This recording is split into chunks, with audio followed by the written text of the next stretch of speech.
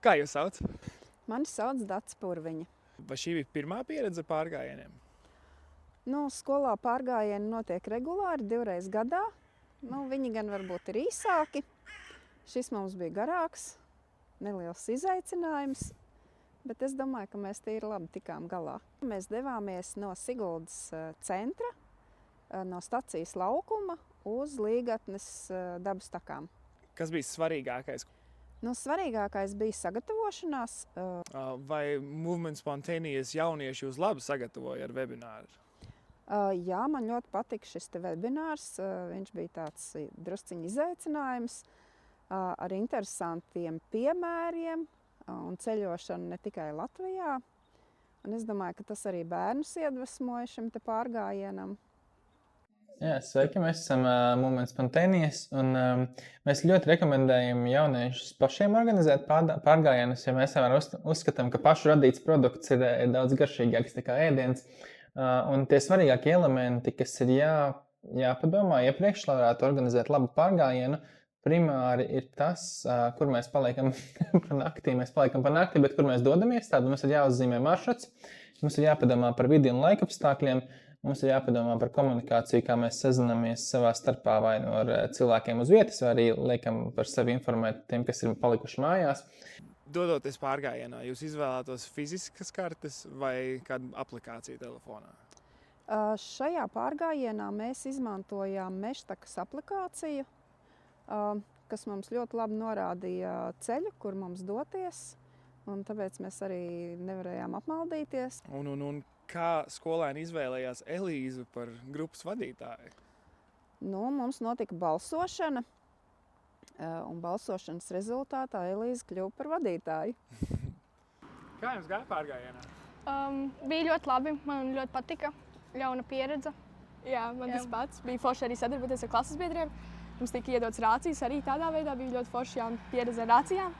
Bijāt jau iepriekš gājuši pārgājienā? Jā, bet mēs nebijām tā kā ar Tik garus gājuši. 30 km laikam bija. Šitas bija 30. Iepriekš mēs gājām daudz mazāk.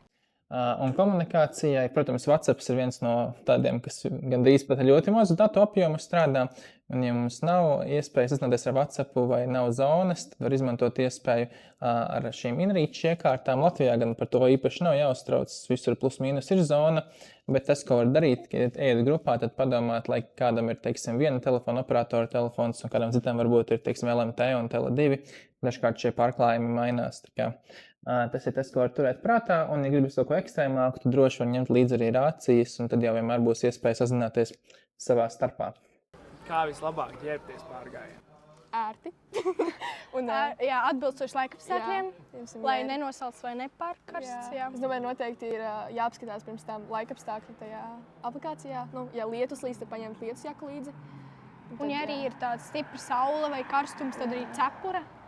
Kas ir labākais ieteikums, ko tu vari dot cilvēkam, kurš gatavojas iet savā pirmajā pārgājienā? Jā, ja tas ir par ekipējumu un apģērbu, tas noteikti vienmēr iesaku ģērbties kārtās, līdzīgi kā sīpols. Piemēram, tagad ir rudenīgs laiks un man ir kādas 4 kārtas.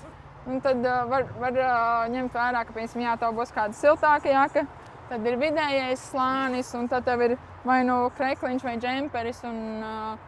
Jā, ja tev ir vairākas kārtas, vienmēr varēs kādu novilkt nost, ja paliek karsti, un atkal, ja paliek augsts, tad var uzvilkt atpakaļ. Varbūt no kā es izvairotos, ir džinsu bikses vai kokvilnas krekliņi, kas piesaucās ar mitrumu, un tad viens tas, ka viņi paliek smagi, nežūst, otrs viņi var izveidot kaut kādus sabērzumus tajās slapjās vietās. Un vasarā, manuprāt, tur nav nekas īpaši vajadzīgs. Piemēram, mēs gājām uz skolēniem maijā pārgājienā, un tad būtībā tēkrekliņš, sporta apa vai šorti un līdzi ūdens, piemēram, maza mugursomiņa, ar to arī pietiek. Ko jūs ņēmāt līdzi ēst uz to pilnas dienas pārgājienu? Es ņēmu kaut kādus cepumus.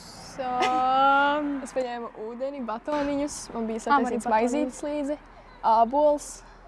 Man bija kabanas desiņas vēl. Jā, kaut kas tāds. Bet mums arī iedevējs, vēl papildus tie rīkotāji. Dodoties pārgājienā, cik daudz ēdienas vispār ir jāņem līdzi?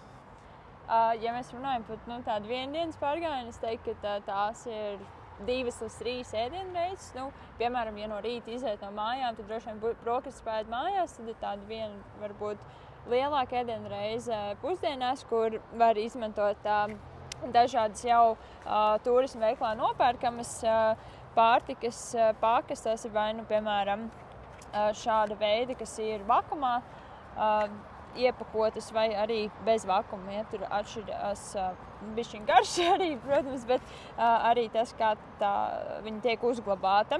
Un noteikti, tad vakariņas atkal var plānot, vai nu, piemēram, tās ēda varbūt kafejnīcā, lai tāds patīkams noslēgums, vai atkal mājās, vai arī paņem līdzi varbūt uzkodas. Dažkārt arī šīs 2 pilnās ēdienreizes nav nepieciešams un pietiek tikai ar uzkodām, par kurām noteikti nevajag aizmirst. Un tajās var iekļaut riekstus, batoniņus, žāvētus augļus, arī svaigus augļus, piemēram, ābolus, bumbierus, varbūt mazāk banānus, kas atkal var tīri praktiski somā saspiesties. Bet jā, un noteikti vajag atcerēties par ūdeni un arī paņemt līdzi termosu, kurā ir karsts ūdens, kuru jebkurā laikā var izmantot vai nu šādu ēdienu maltīšu sagatavošanā, vai arī tīri karsta dzērienu, tēju, kafiju, kakao un citas.